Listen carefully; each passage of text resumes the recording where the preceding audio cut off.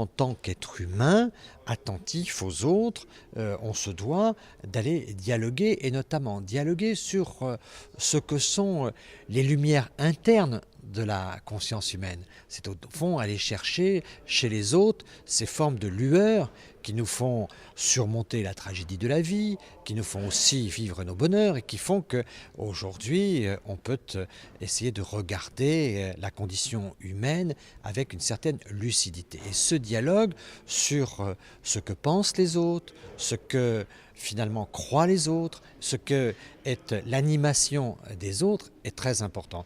Et au fond que dans la transcendance, on aille discuter avec des gens qui ont d'autres formes de transcendance, qui ont d'autres formes de pensée, c'est très important pour chacun d'entre nous qui veut considérer qu'au fond, sa personnalité n'est pas une limite et qu'au fond, au-delà de notre personnalité, il y a d'autres horizons, il y a d'autres dimensions et au fond, que notre nature est quelque part assez infinie et qu'elle doit chercher à rencontrer les autres pour mesurer un peu, je dirais, les dimensions de l'autre.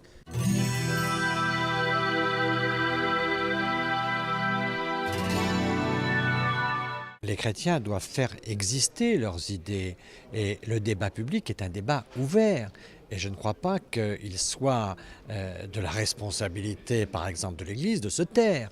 Au contraire, j'attends des uns et des autres qu'ils s'expriment. Que l'homme politique fasse ses choix en conscience, après avoir écouté les uns et les autres, c'est normal. L'homme politique n'a pas à suivre une orientation religieuse ou quelque chose qui se ferait qu'il ait une sorte de vote imposé. Mais il est très important que sur des sujets, je pense en effet au débat que nous avons eu ici au Sénat sur l'euthanasie, sur le droit de vie ou le droit de mort, que ceux-ci sont des sujets qui naturellement interpellent nos consciences. Donc de ce point de vue-là, moi je vis ma condition de chrétien en homme libre. Je suis attaché à la liberté, à l'égalité, à la fraternité. Quand je suis homme politique, je dis vive liberté, égalité, fraternité.